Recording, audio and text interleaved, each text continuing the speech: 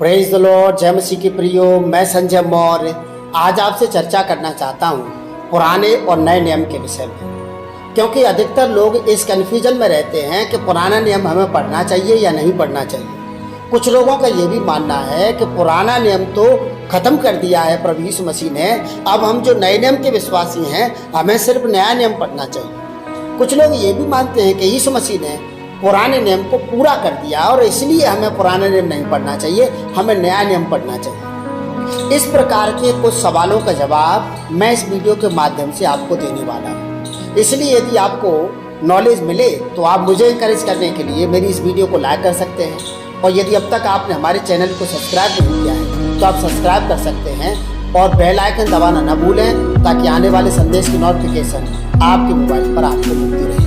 मैं आपकी जानकारी के लिए बता दूं, वो लोग जो ये मानते हैं कि हमें सिर्फ नया नियम पढ़ना चाहिए, तो आप पुराना नियम पढ़े बगैर नया नियम समझ नहीं पाएंगे। क्योंकि यदि नया नियम घर है तो उसकी नींव पुराना नियम है, यदि नया नियम एक पेड़ है तो उसकी जड़ पुराना नियम है। और मैं आपको ये बता दूं, नया नियम यीशु मसीह के कारण से है और यीशु मसीह पुराने नियम के कारण से है। यीशु का जन्म हुआ ही इसलिए क्योंकि पुराना नियम उसके विषय में भविष्यवाणी करता है। तो यदि आप बारीकी से, नज़दीकी से पुराने नियम को समझना चाहते हैं तो आपको शुरुआत उत्पत्ति से करनी पड़ेगी। आप पुराने नियम से पढ़ना शुरू करिए, तभी आप नया नियम क्लियर समझ पाएंगे प्रभु यीशु मसीह के नाम से। फिर भी वे लोग जो ये मानते हैं कि पुराने नियम खत्म कर दिया गया है, उसकी आज्ञाएं, उसकी विधियाँ, उसके नियम खत्म कर दिए गए हैं, तो मैं आपके लिए पढ़ना चाहता हूँ मत्ती की पुस्तक 5 अध्याय 31 और 32। वहाँ लिखा है कि यीशु मसीह के पास कुछ लोग आए और परीक्षा बतौर ये पूछने लगे कि हे प्रभु, यदि कोई अपनी पत्नी को त्याग पत्र दे तो कैसे दे? यीशु कहते हैं व्यवस्था क्या कहती है, और व्यवस्था कहती है कि कोई भी व्यक्ति अपनी पत्नी को त्याग पत्र लिखित में दे करके तलाक दे सकता है। तो यीशु कहते हैं परंतु मैं तुमसे यह कहता हूँ कि कोई भी व्यक्ति अपनी पत्नी को व्यभिचार के कारण से ही तलाक दे सकता है, और बिना व्यभिचार के कारण के अपनी इच्छाओं से, दूसरे कारणों से यदि कोई अपनी पत्नी को त्याग पत्र देना चाहता है तो वो अपनी पत्नी से व्यभिचार करता है। वैसे पत्नियां भी अपने पति को त्याग पत्र देना चाहती हैं तो व्यभिचार के कारण से ही दे सकती हैं, किसी दूसरे कारण से नहीं दे सकती। जैसे कि लंगड़ा हो गया, अंधा हो गया, बीमार हो गया, किसी भी ऐसे कारण से आप अपने पति को या पत्नी को तलाक नहीं दे सकते। तो यीशु मसीह ने इस आज्ञा को या फिर इस लॉ को खत्म नहीं किया है, परंतु इसको अपडेट किया है परिवारों के लिए, प्रभु के लोगों के लिए, ताकि पति पत्नी के जीवन में भय बना रहे और परिवार में एकता और प्रेम बना रहे और ईश्वर का आशीर्वाद बना रहे प्रभु यीशु मसीह के नाम से। तो मूसा की लॉ खत्म नहीं की गई है, उसको यहाँ अपडेट किया गया है हमारे परिवारों की सुविधा के लिए। हालेलुया। एक और आयत मैं आपको पढ़ के बताना चाहता हूँ। मत्ती की पुस्तक 5 अध्याय 33 और 34 आयत में लिखा है, यीशु कहते पहले तुमसे यह कहा गया था कि झूठी शपथ ना खाना, परंतु मैं तुमसे यह कहता हूँ कि तुम शपथ ही मत खाना। ना तो तुम स्वर्ग की शपथ खाना, क्योंकि वो उसका सिंहासन है परमेश्वर का, ना जमीन की, क्योंकि उसके वो पैरों की चौकी है, और ना अपने सर की, क्योंकि तुम्हारे सर के बाल भी गिने हुए हैं। तुम तुम्हारे नहीं हो, तुम खुदा के हो, और खुदा की दूसरे की चीज की कोई शपथ नहीं खाता है। यीशु मसीह ने शपथ खाने के लिए मना किया है। मतलब वही लॉ जहाँ ये लिखा था कि झूठी शपथ ना खाना, उसी को अपडेट करते हुए यीशु मसीह ने कहा तुम शपथ ही नहीं खाना, क्योंकि शपथ तो जब खिलाई जाती है जब लोग यकीन नहीं करते हैं। आप ऐसा जीवन जीना ही नहीं कि लोग आप पे यकीन ना करें और ये कहें कि शपथ खाओ, तो आपको शपथ खाने की जरूरत नहीं है।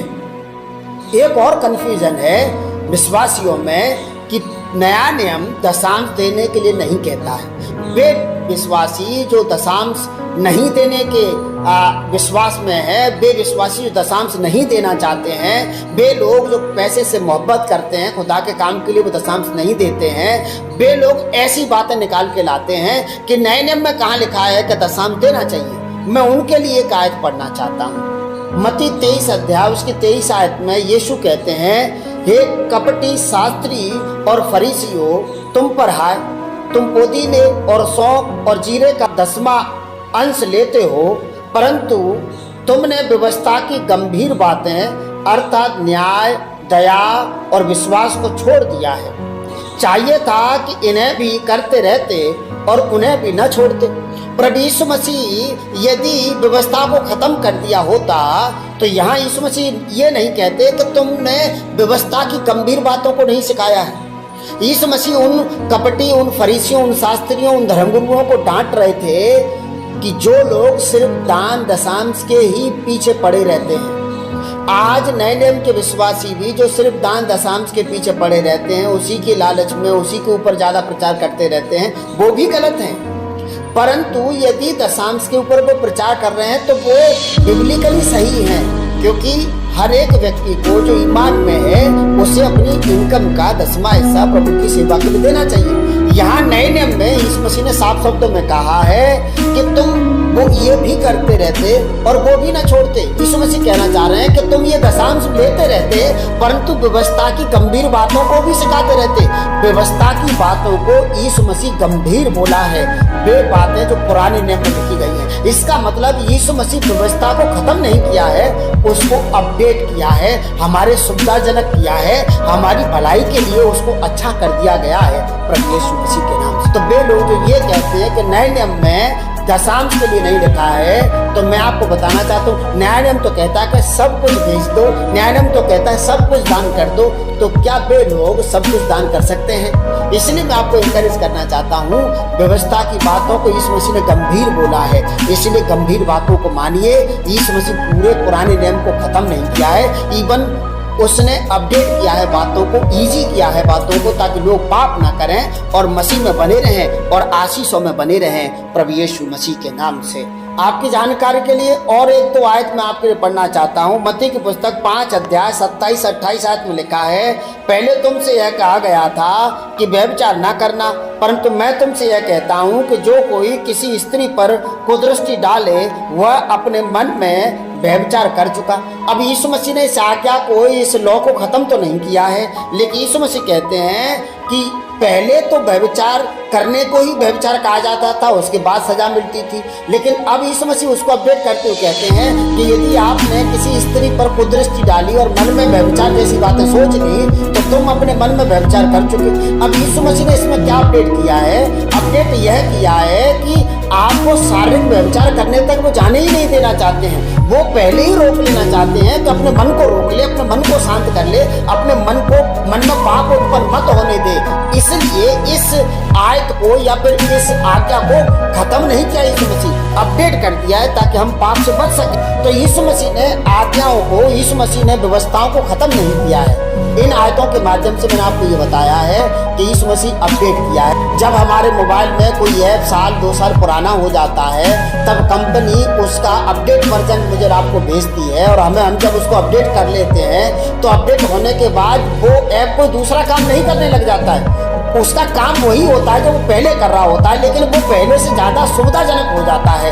तो यीशु मसीह ने पुराने नियम को खत्म नहीं किया है, उसको सुविधाजनक किया है, काम वही करना है, लेकिन और ज़्यादा इजी तरीके से यीशु मसीह ने उन आज्ञाओं को, उन विधियों को, उन नियमों को मेरे और आपके सामने रखा है। तो यदि आप नए नियम को समझना चाहते हैं तो पुराने नियम पढ़ना शुरू करिए प्रभु यीशु मसीह के नाम से। आपसे ये आग्रह है, यदि आपको अच्छा लगा हो तो आप हमारे चैनल को सब्सक्राइब करना ना भूलें। अपने प्रियों को, मित्रों को, दोस्तों को जरूर हमारी वीडियो को शेयर करें, सब्सक्राइब करें।